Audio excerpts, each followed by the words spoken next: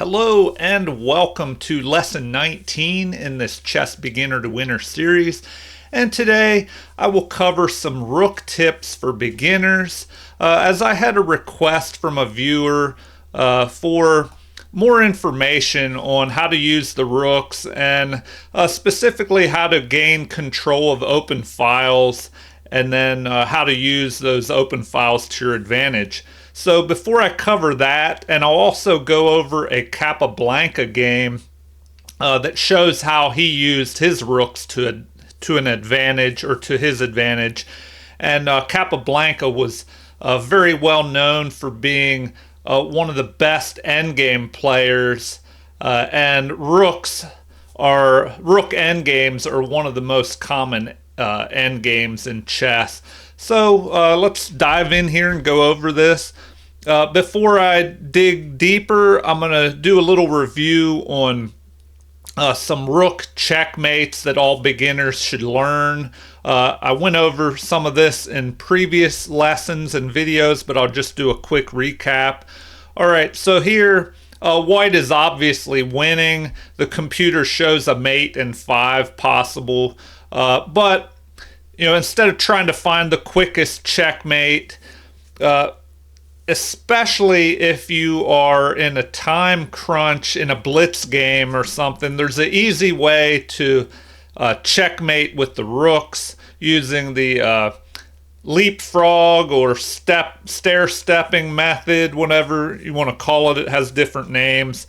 But basically, you just take control of one rank at a time or file and push the enemy king to the edge of the board. So a quick way to do that for this review, we'll just go here, and you've created a barrier that the king cannot cross. But now, if the king attacks your rook, a good piece of advice when it comes to using your rooks, especially in the end game when the king is out in the middle of the board helping defend and attack on both sides, it's usually a good idea to keep your rooks as far away from the king as possible. So this rook can just move all the way to the other side of the board, but not in front of his other rook. You wouldn't want to go to a4 here because then the rooks would get in each other's way. Usually it's good to double up your rooks. So, many times you'd want to have both your rooks on the same rank or file so they could protect each other and work together in an attack or a defense. But here they would get in each other's way. So the king would have to head all the way back to try and attack these rooks. And then you just step or do this leapfrog method where you just put one rook in front of the other. So this rook attacks the king, this rook cuts off his escape, and he's pressed up the board. And then you just leapfrog the next rook up here and continue this process. Now we see if the king moves closer, closer up the board to the rooks, you don't want to leapfrog the next rook up or it will be captured. So what can you do? You could move all the way back to the other side of the board, and if the king attacks, well, then you can move the other rook all the way back, and then he won't be able to reach your rooks, and you can continue this leapfrog or stair-stepping method. So this may not be the fastest way to find the mate, but if you get this process down, you can do it quickly, especially in a blitz game when you're running out of time. You can just blitz out these moves. So if we take a quick look at it, bring the rook up, cut off the king from moving forward, and then you just, when you're under attack, move far away but not getting in the other rook's way. And then you just start the leapfrog method until the king gets too close to your rooks, and then you have to move to the other side of the board and continue the leapfrog method to mate. All right, so I'll go over one other mate that everybody should know all beginners need to learn.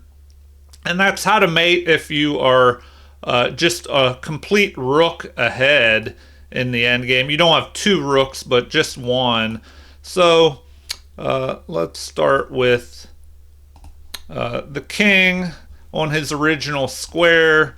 We'll have a rook here, and we'll just put the other king randomly in the board. So here, you have to get the king involved with the rook to help mate. So if we load this up, white has many different options, but you could go ahead and move the rook up and cut off space from the black king. So here you've created a barrier, and of course the king may try and go after the rook, and then you'll need to bring your king up here. And then if we have something like this attacking, well, the king can protect that rook. And now the king would probably want to move back towards the center of the board. And so white can slowly begin to cut that king off and make a smaller box to trap the enemy king in. So what does he do here? Maybe he moves to the center of the board, and you just cut the king off more and more, slowly decreasing the size of this box from A4 to F4 to F8. And now, if the king moves to the center, you can't, of course, move your rook to E4 immediately or it will be captured. So you have to move your king over here to help. And now, if the king moves back here and tries to stay in the center, you probably don't want to move your rook here to E4, or the king will just jump to the other side of it. So you can move your king closer to the center.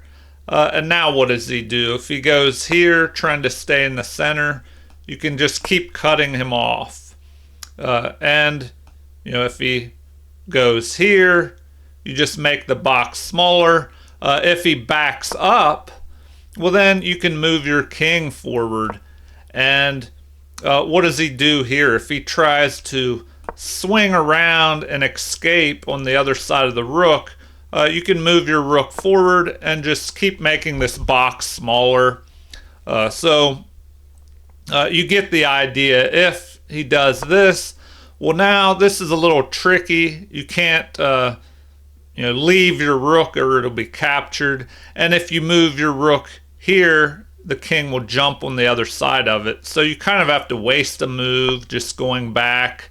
And now, what does the king do? Maybe he goes here, and you make the box smaller, and you just continue this process. So to speed this up, let's say he moves toward the edge of the board. Well, then you can move your king up closer. If he attacks the rook, just move up here. If he goes here, you just continue to make this box smaller until he gets to the edge of the board. So then you can go ahead and move up and just trap him on the edge here. And so let's say he moves here. Now you have to reposition your king over here closer. If he tries to stay in the center, you could go here. And now he's forced to move over. And now you can just make this box smaller. So here the king is only able to go to the corner. Now, to avoid stalemate, do not put the rook on b7, or that would be a stalemate. So you have to move your king over to here. And if he does this, well, now this is an interesting case where you don't want to move your rook over this way to b7 or a7, or the king will escape. And you don't want to move your king away or the rook will be captured. So you can just back your rook up along the c file You could go all the way to c1, and now the king is forced to move into the corner, and you can deliver a mate. So I would practice these checkmates if you're a beginner until you can get them down quickly, and you can play them in blitz games without any problems. Okay, so now that we've gone over that, let me set up a starting position. One other tip for beginners, they like to do this a lot. They'll start a game by pushing a pawn on the edge. So, to begin with, this is probably not the best move because in the opening you want to control the center, and this doesn't really do much at all to control the center. So your opponent could just go, I don't know, here, or even worse, or excuse me, even better for your opponent if they move this pawn. And a lot of beginners might try to activate their rook by pushing that H pawn and then bringing the rook up here and then trying to swing over into the game. Well, a lot of times a beginner may fail to realize that now this less valuable bishop could pick off their more valuable rook here. And now you've either, well, first of all, you've given up a more valuable rook for this less valuable bishop. You also end up with a knight on the edge of the board, which is not a good place to put your knights. Or you would have to capture with the pawn and end up with doubled pawns on the H file, which is not good also. So I would recommend beginners, not try to push these H pawns and bring your rook up, especially in the opening. Now, in chess, there's always exceptions to the rules. So, or these fundamental rules and tips to follow. There's always exceptions in chess, and you have to calculate each individual position to see what makes sense. But maybe later in the game there could be a reason to push an H pawn and move the rook up. But in general, you don't want to do that, especially in the openings. So right now, I'll take a look at a normal way to play in the opening. So let's restart this. All right, so we'll just start here. Let's say in a normal chess game, we have this e4, and then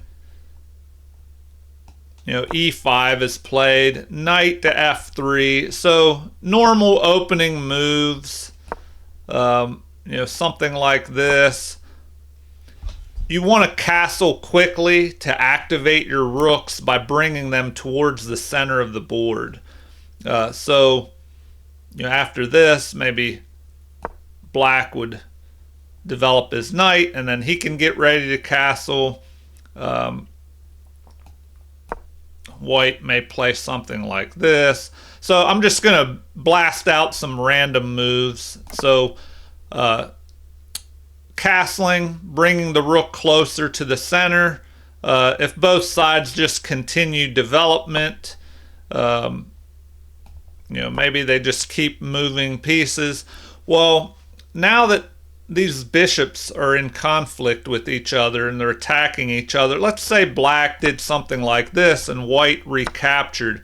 Well, now this rook is on a half open file here, and white may be able to gain some advantage by having this rook on this half open file, which that's one thing you want to do when you're trying to decide where to put your rooks. Usually you want to put them either behind pawns that you've pushed forward. So here, let's say, I don't know, black decides to do this. Put his rook behind this pawn that he's pushed forward. And why would he do that? Well, it may give him more scope for this rook if he decides to push it forward in the future. And also, it can help bolster these pawns that you've pushed forward, and back them up so that you can use those pawns kind of like a battering ram as you push them forward. Let's say, oh, well, now it's white's turn. So another thing to do when you're playing with rooks and trying to improve the position of your rooks is to go ahead and get them connected by moving all the pieces off your back row and connect the rooks with nothing in between them. That way they can cover each other and back each other up, and it gives them more room to maneuver to be able to decide what file you want to put them on. So, if black continues, let's say now white does not capture but decides to back up here, and now if black captures, white can recapture towards the center and have this open A file here. So one strategy for black may be to push this pawn forward, and now it kind of closes off this A file a little bit, and it keeps the knight from jumping up here. And now the scope of this rook on the A file is, a little bit more limited, and this rook doesn't have to play guard duty here on A8, just guarding this pawn that was on A7. Now the B pawn is protecting it. So now there are different options here for white. Does he want to try and double his rooks on this F file and put pressure down the F file on this F pawn that's only protected by the king? Or would he want to double his rooks up on the A file and then maybe try and push his pawns forward and break through here? Those are the different options that you'll have in a game, and you'll just have to calculate and decide what you think will work better in any given position. Let's go back to a different position here. Let's see. So let's say that we have pawns lined up on the 7th rank here. We'll put the king on the board, and then maybe a rook because he's castled here, and if his other rook is here, and white's rooks have already doubled up here on the D file, and we'll throw some pawns down here to make it even, and let's say his king is still over here, and we'll load this game up and see what the computer says. So the game is even in material, but white has gained an advantage by doubling his rooks up on this open file here. And we see with the evaluation, it is almost 0.7 in white's favor if he plays this A4 move. But even if he doesn't play that, he could play rook to D7. So this is another tactic that you want to try and obtain or perform in rook endgames, is to try and get your rook up on the 7th rank here. And then especially if you can double your rooks on the 7th rank, it puts a lot of pressure on all the pawns that are usually on this 7th rank. So what is best here? It looks like B5 is the best move. And what should be played next? Well, the computer gives different options. You could try and double your rooks up, maybe attack this pawn. But now, let's see, it says that this would be best. And now it recommends bringing your other rook up here. But then after this capture and this capture, well, now we see that this pawn is under attack, so you would have to protect it. And the computer recommends g3 here. So one good thing about this move is it leaves an escape square, because you always want to watch out for back rank mate threats where if we go back one, if the king is trapped behind his pawns and this rook swings out somewhere here on one of these open files, there's always this threat of jumping down here and mating on the back rank. So that's why the computer recommends pushing forward here, leaving an escape route for the king where he can jump up to g2 and then even move into the center of the board, because in the end game you want your king to be working with your pawns and your rooks to try and gain some advantage and also to defend against your opponent. So this is one little example of how you can try and double your rooks up, move them up to your 7th rank, your opponent's 2nd rank, here where all his pawns are. And especially if you can get 2 rooks up there, that can cause a lot of damage. So I'll cover more of that when I go over this Capablanca game that I'll play here in a little bit. Let's see, some other things I'd like to talk about is, let's see here.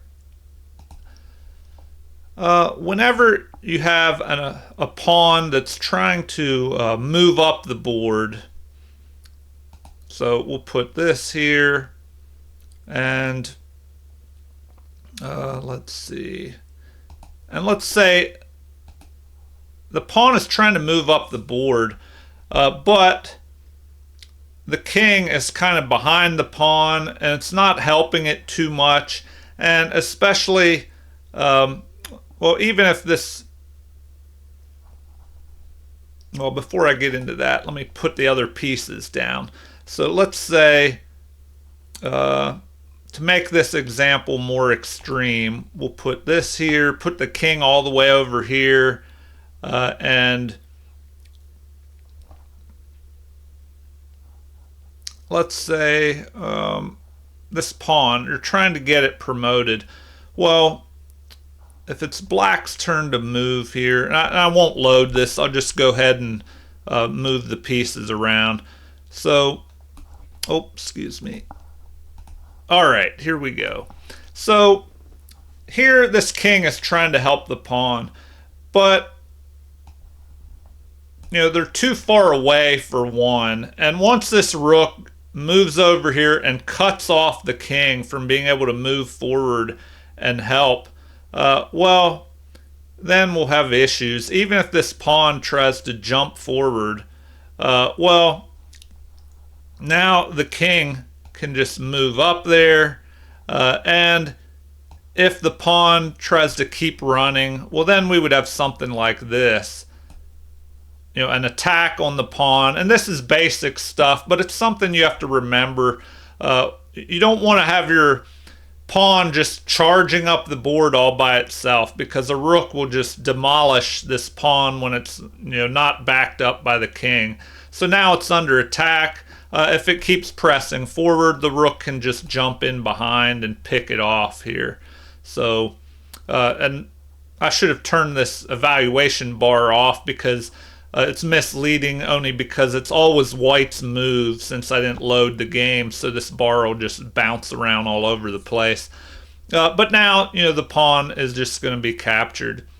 So that's another tip to keep in mind, is always make sure that your king is helping that pawn push forward. So don't just charge up the board with that lone pawn, or the rook will just pick it off and stop it before it can promote. All right, so one other thing, let's say both kings are far away, and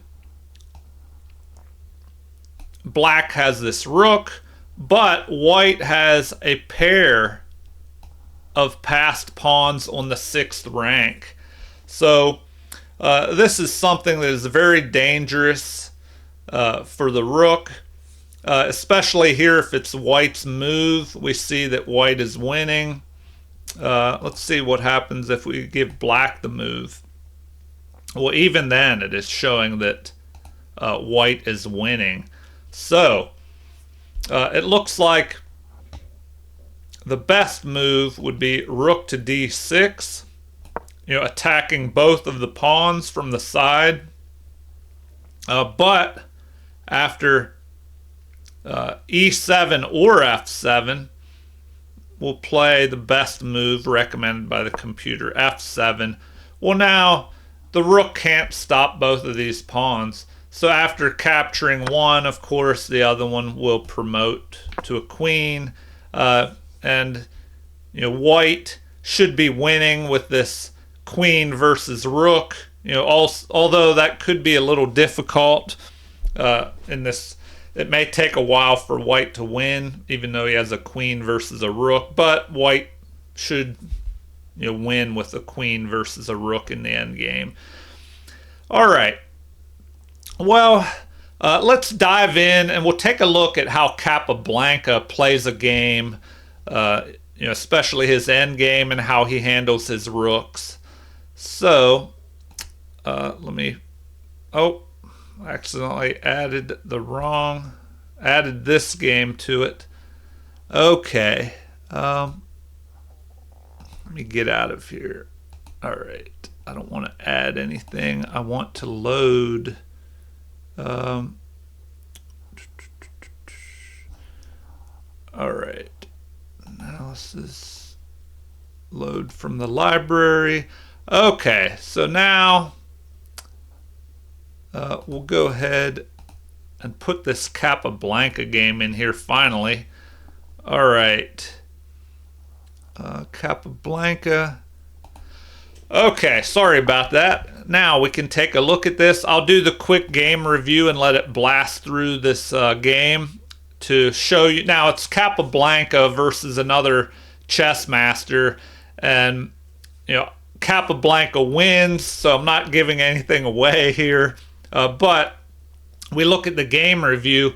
Capablanca played 96% accuracy. His opponent played pretty good at 91.1% accuracy.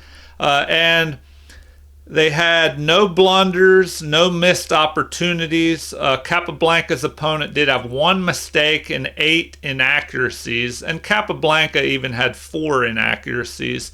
And if we look at the game bar here, this graph, looks like the game was pretty even until we got into the end game. So we'll do the quick game review. The computer will blast out these moves, and then I'll go back over everything with analysis, and we can just take a quick look at what was happening. And the computer, by doing this game review, it'll highlight some of the best moves and areas where both sides may have gone wrong. All right, so it's almost done. And the review here says white really outplayed black in that one. Both players had an amazing opening. It was an incredible middle game by both players, but white outmaneuvered black in the end game, and that's what Capablanca, who had the white pieces here, was really known for. And this shows that they both had, Capablanca had 100% opening accuracy, and his opponent did as well. So Capablanca played at a 2950 level, and his opponent played at 2600. So they both played at Grandmaster level, but Capablanca played at a high, a very high level here. And in the middle game, 96.7 for Capablanca, 95.7 for his opponent. So they both played a strong middle game, but 92.9 in the end game for Capablanca versus only 72.6 for his opponent. Okay, so if we go back to the beginning, we'll take a quick look at this game. All right, so the game begins with e4, e5, knight to f3 attacking the pawn, knight to c6 defending, bishop to c4, the Italian game. So Capablanca plays the Italian game, and we have bishop to c5 by his opponent, which is the Gioco Piano, the quiet game in the Italian game. So now we have knight to c3 being played by Capablanca, and these are all book moves. So they're just developing pieces right now. Capablanca fortifies the center, the central e-pawn, and then we have the same by his opponent. More development, pinning the knight to the queen, and since this bishop has moved outside the pawn chain, it can't break the pin here. But that's a strategy that you want to do as well, is get your bad bishop that's on the same color as your central pawns, get it outside the pawn chain so it's not blocked in as much. So an attack, putting the question to the bishop here, either retreat or capture. So Capablanca decides to capture here. An interesting choice. He gives up his good bishop for this knight. So, and his opponent develops a queen after the recapture.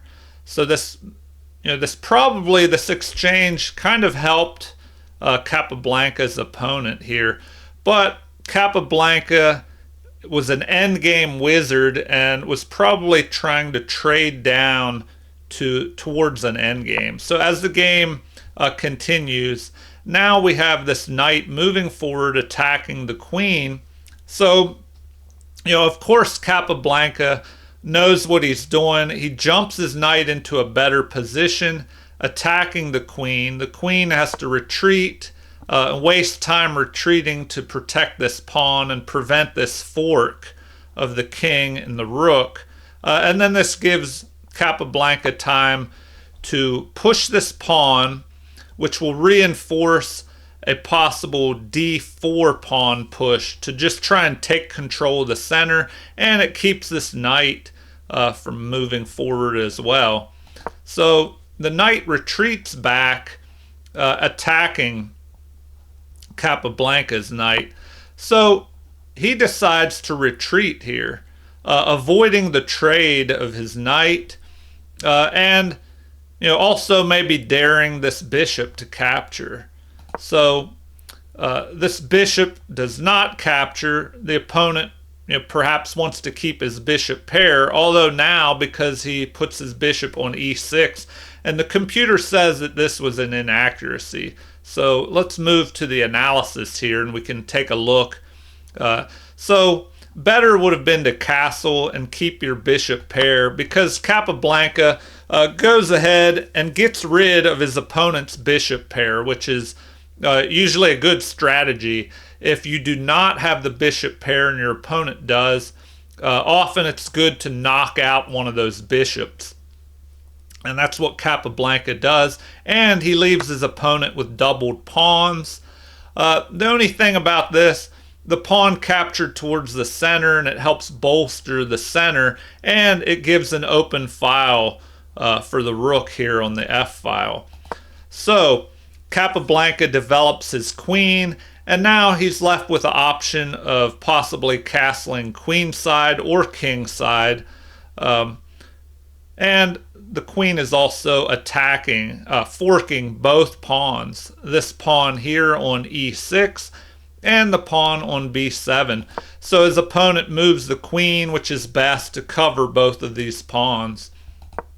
And Capablanca presses forward in the center, attacking the bishop and the pawn.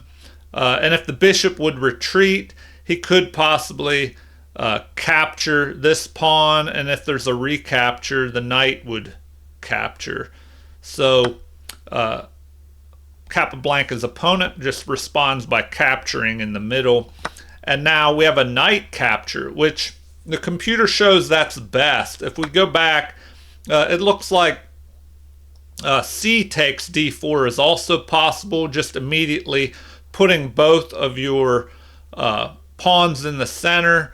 But Capablanca wanted to improve the position of his knight and maybe dare this bishop to capture. And now the bishop does capture, and Capablanca, after his recapture, leaves him with these two strong central pawns. And now it looks like castling kingside is the best move for black, which is what he does. And white follows suit, although the computer says it perhaps would have been a little better, but about equal, to push the d pawn forward. But in the game we have castling, and now queen to d7, which the computer says is good, but c6 would have been better to just help fortify the center and start trying to push these pawns up the board. And now here it looks like queen takes b7 is possible, just snatching up this pawn, although that's not the best move.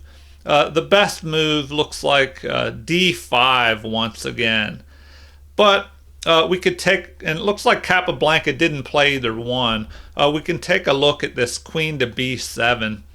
So for those of you saying, oh, this pawn could just be snatched up here, well, that's a good move, but not the best. And the reason why is because now you have rook at f to b8, chasing this queen away. And once the queen retreats to a6, which is best, well, now black's best response is to regain his pawn by capturing here. So this is a strategy to remember. When your opponent, I'll go back and review this again.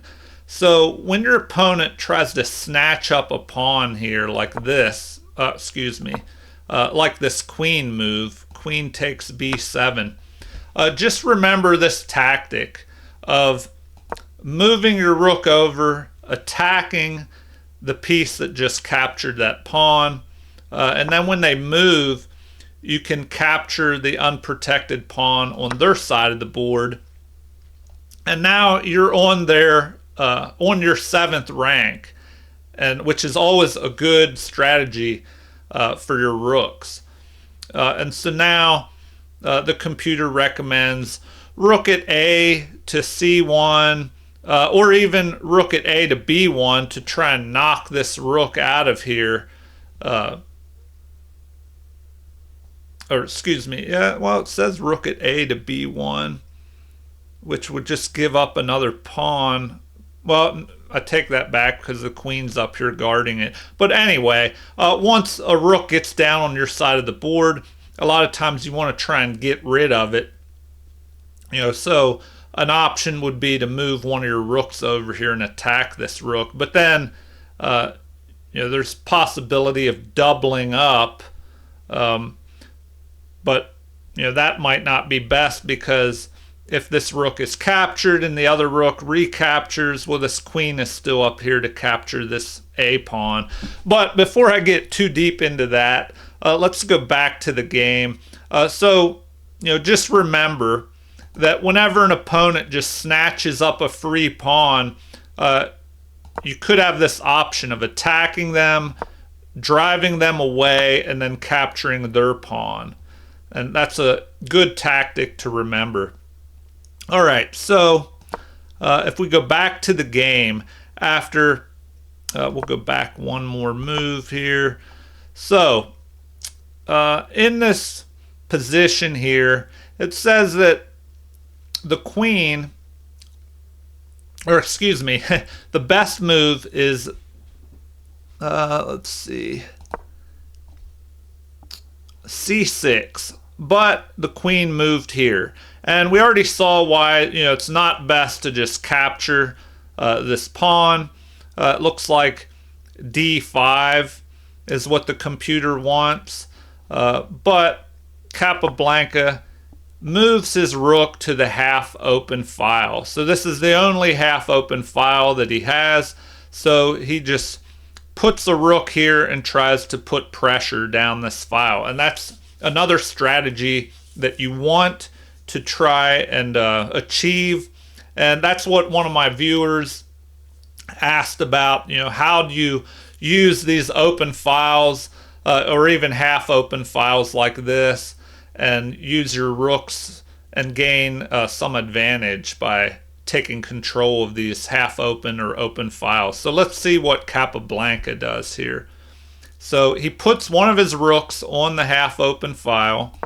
The opponent here now just goes ahead and guards this pawn, but it looks like c6 would have been better, because that would kind of block this open file here, and so, or half open file I should say.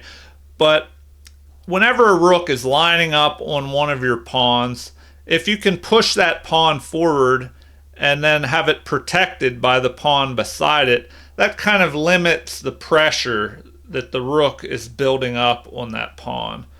So Capablanca moves his pawn up, which the computer says is an inaccuracy. Once again, it really wants this d5 move, but we see Capablanca is preparing to double his rooks up here.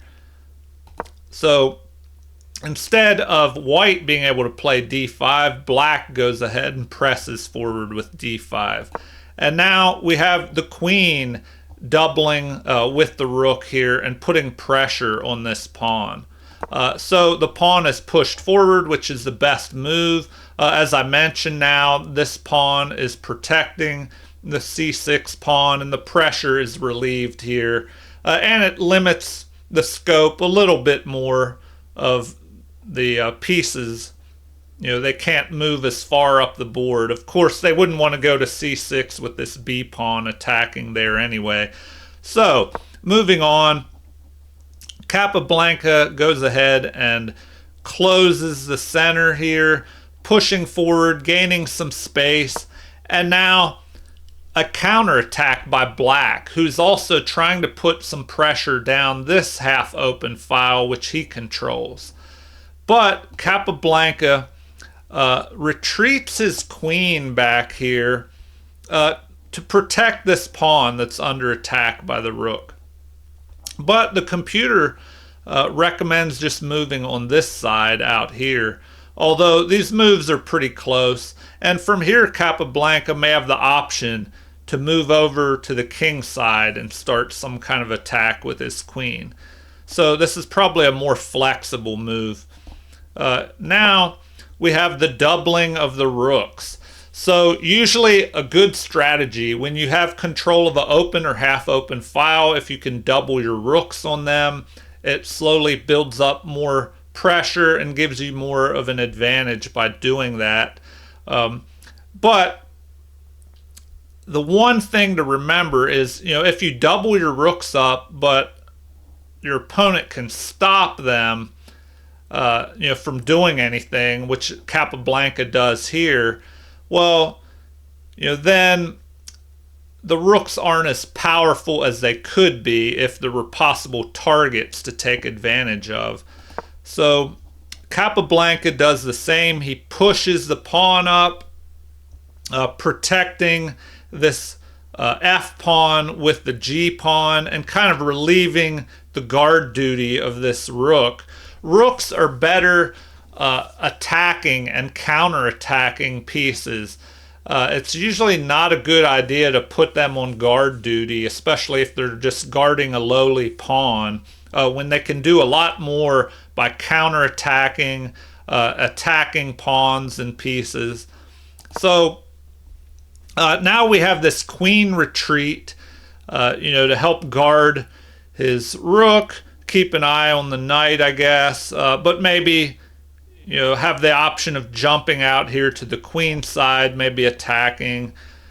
So Capablanca responds by attacking the rook here, driving it back.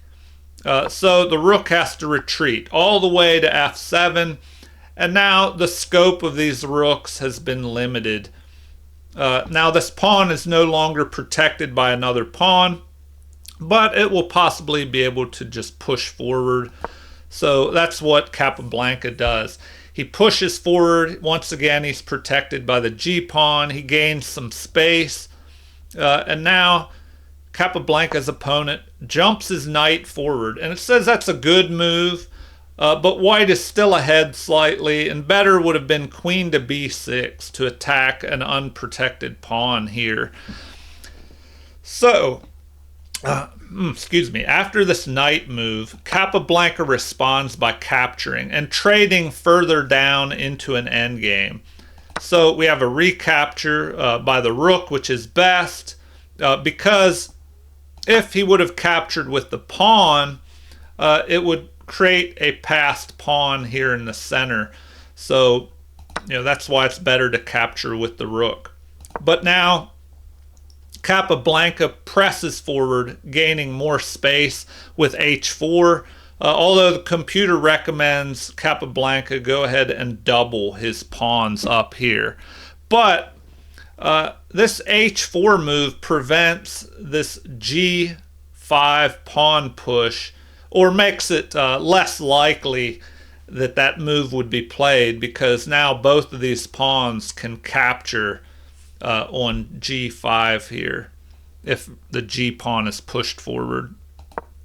Okay, so now the g pawn, because it's not good to push to g5, it just pushes up to g6, giving black a little bit of breathing room for his king. And so Capablanca moves his king up closer to the action, which you always want to do in the end game if you can make sure your king is safe in doing so. So the queen jumps forward a little bit. Now it has the option to move over here along this 7th rank, maybe swing over to the king side. Capablanca pushes this pawn, which the computer says is an inaccuracy.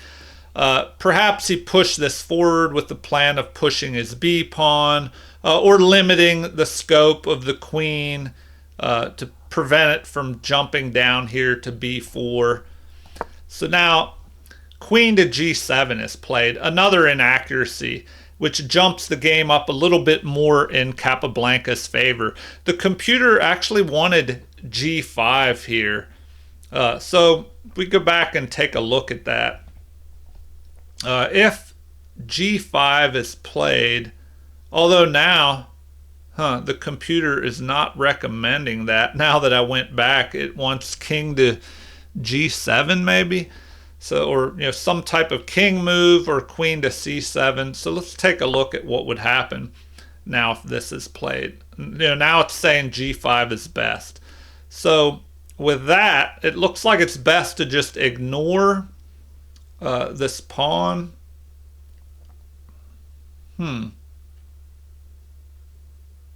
Okay, ignore the pawn and then just double up here. So rook at c to f3. And then now, if we have capture, well then, interestingly, the computer recommends, instead of recapturing here, just going ahead and playing queen to c1, queen to d2, or even g4. So we can take a quick look at that. We'll look at queen to c1. Well, now recommended as best is either h5 or queen to h7. So now rook captures on f4. I'll just play through some of the best recommended moves. So capture, capture, and now h5, and then b4, capture, and queen capture, and then queen to c2 with check. So anyway, this is what could possibly have played out. So just to give you an idea, let's jump back into the game moves here. So after a3, we have this lining up on the king here. The rooks double. So Capablanca doubles his rooks and prepares for battle along this F file. The queen remaneuvers back here to e7, where it can help with a possible g-pawn push here. And the white, Capablanca's queen moves to c2, which is excellent, although b4 is also recommended. But here, this queen lines up on this g-pawn for a possible capture of that pawn with a check, if there are exchanges here. So the king moves forward to cover and prevent a check on g6, by this queen in the future. And now the g-pawn pushes forward here. And the computer says this is the best move. So the opponent retreats here. The king moves over, possibly allowing pieces to line up on black's king. So what does black do? He moves his queen over here and lines up on white's king. So another strategy is to line pieces up on the kings, even if there's pawns or other pieces in between, because you never know when the position will open up and that piece that's lined up on the king could become a serious threat. All right, so finally b4 is played, and that's excellent.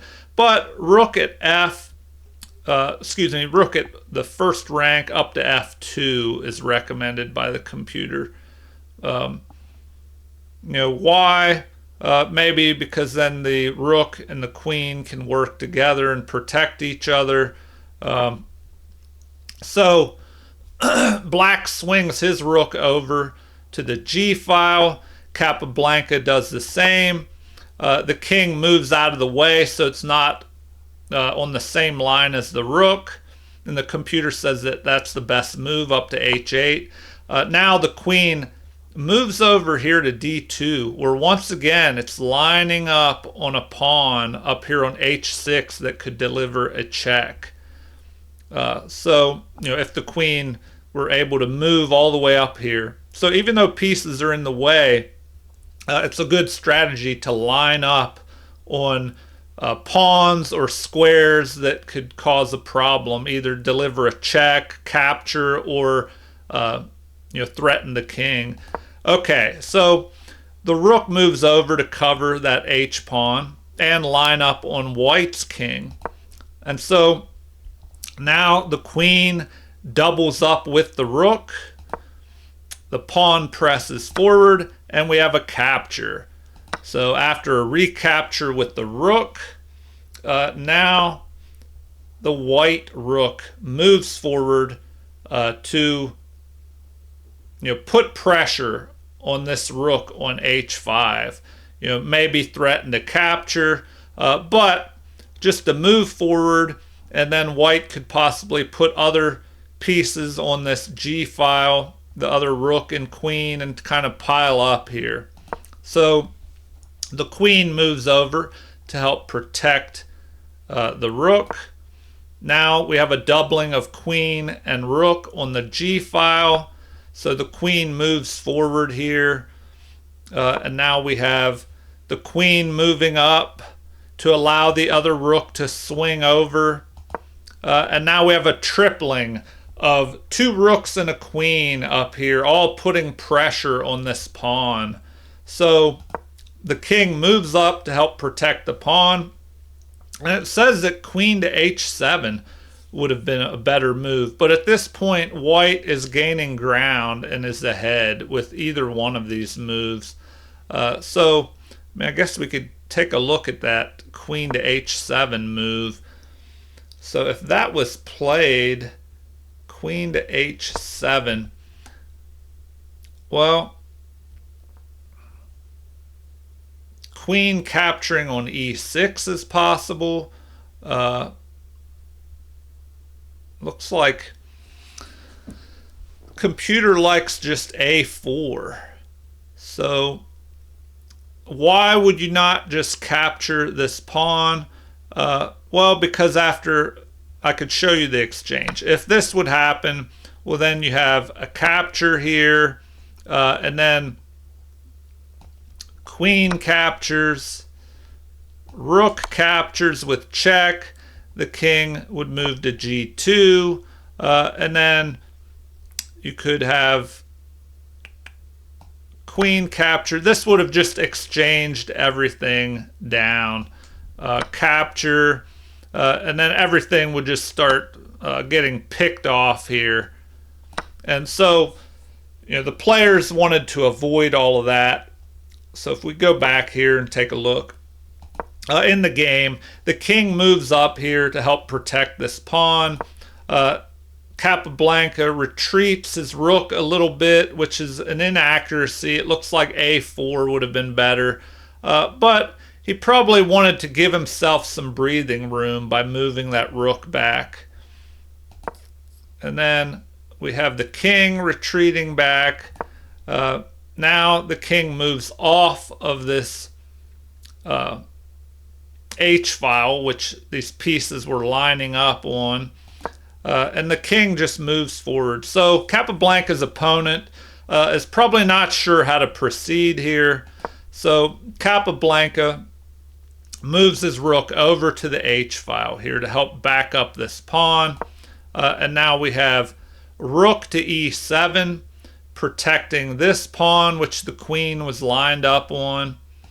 And then the rook moves up, which the computer says is best here. So we just see interesting maneuvering by Capablanca. And then finally, a capture here. Recapture, queen captures, pawn captures, and this. Capablanca plays a great move.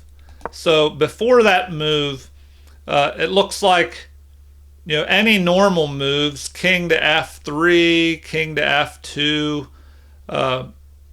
they won't give white as much of an advantage as this f5 move here, which this probably would have been hard to see, especially for beginners. But by pushing this forward, the best response is to go ahead and capture. Otherwise, this pawn could press forward. It's also threatening a fork here. But if it presses forward, then white would have a passed pawn here. So the best move is to go ahead and capture, which is what black did. And now we have king to f4. So a great move again by Capablanca here, going after the pawn. So this move is played, which is good, but king to f8 would have been better. But Capablanca is pretty much winning now. He probably played this to prevent this pawn from pushing forward, and now the king just captures this pawn. So the game continues with the rook moving over to try and take control of this open file, possibly attack the pawns in the back here. So Capablanca plays the best move, pushing his passed pawn. And now this counter-attacking move is played, which is best, but Capablanca is already winning here because now the king moves over to protect the pawn, and after a check here, now the king moves up and will help this pawn to promote here. So after capture, let's see where we're at here. The game ended with rook to e3. So this move helps fortify the advance and promotion of this pawn here. So, the game may have continued. The king can't even go up here because, then it would just be the pawn pushing forward. Oh, excuse me. The king could push forward. I'll just go ahead and show you. So let's say if he moves up here, well then the computer actually recommends e7 immediately. But I mean, I guess the second best move is king to d7, which will help that pawn promote as well.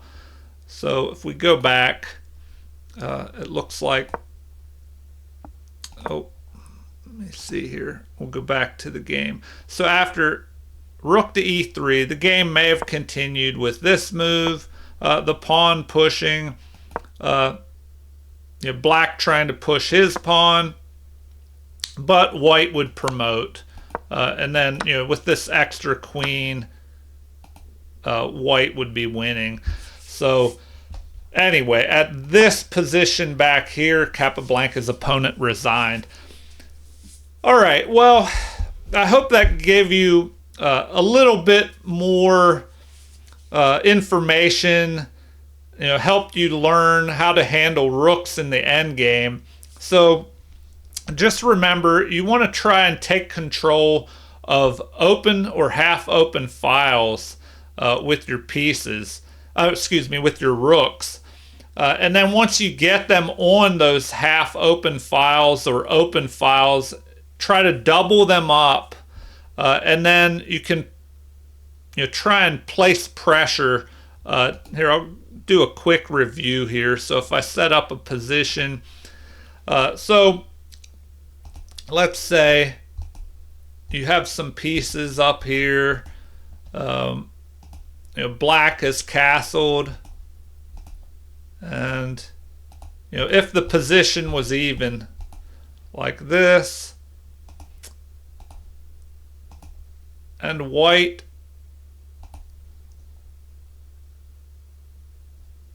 let's see, we'll put some rooks down.